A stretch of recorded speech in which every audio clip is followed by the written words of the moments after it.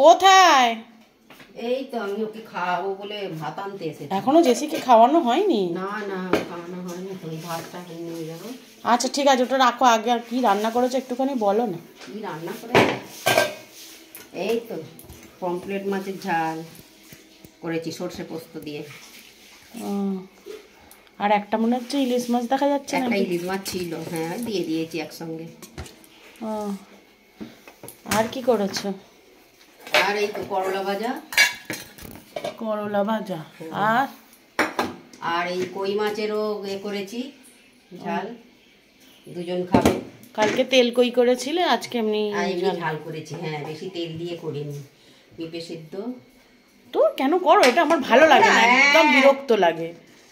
আর এই পালং শাক চিংড়ি মাছ দিয়ে, কচু দিয়ে, ওই কচু খেচু সব দিয়েছি, ভালো খেতে হয় দিলে।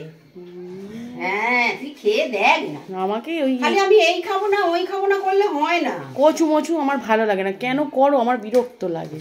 এখনকার শাক তো কচু দিলে একটু ভালো লাগে, মূলো কচু চিংড়ি মাছ দিলে ভালো লাগে।